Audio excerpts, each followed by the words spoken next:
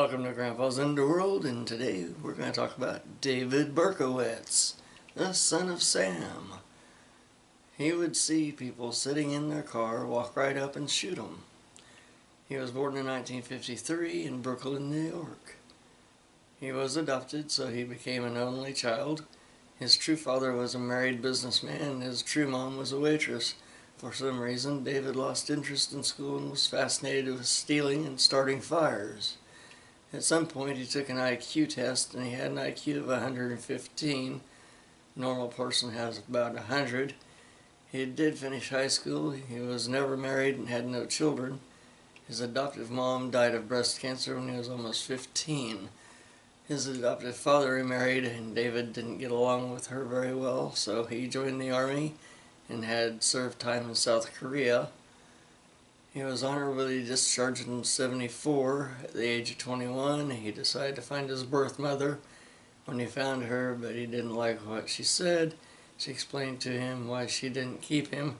This upset him so much it shattered his sense of identity. After this, he started killing. His first kill was with a knife, and he bungled it badly.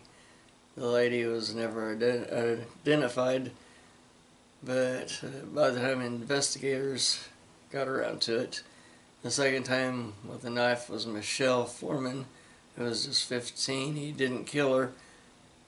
After that, she ended up in the hospital for a week. His police didn't suspect him.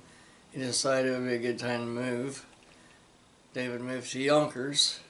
His first shooting was with Donna Laurie, who was 18.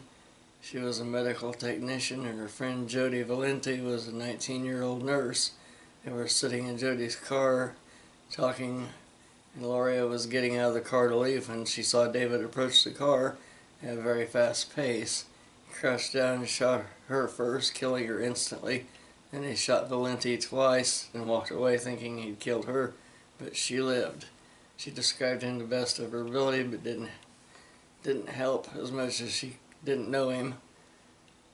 Carl De Niro, a security guard, and Rosemary Keenan, and a college student. These two were sitting in Keenan's car, and she said the car felt like it exploded. She said she sped away as fast as she could. Carl had a head wound that required a metal plate as the skull was broken too badly. Neither one of them realized they'd been shot at all. They didn't see anything. Keenan's father was a New York detective, so this case would be solved. David's next trial was two high school students named Donna DeMasi and Joanne Lamoni. They were sitting on Joanna's porch when he walked up to them and asked for directions, and then they shot them several times. A neighbor, upon hearing the shots, came out to see what was going on. DeMasi's wounds were not too serious, but Lamoni became a paraplegic. Christina Freud and her friend and fiance John Dill were sitting in his car when 3 bullets hit the car. He drove away quickly with minor wounds, but Christine died at the hospital. At this point, the police were looking for different people, not just one.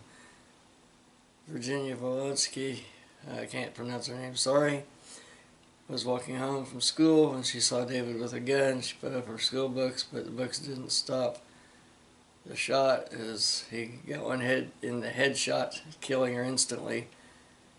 On March 10th, 1977, New York, the police held a press conference letting the public know Alexandria, the tow truck driver, and Valentia Serrani, a college student, were sitting in a car when a nearby person heard 4 shots ring out.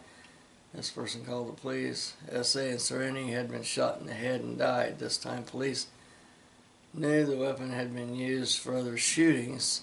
David left a letter in their car.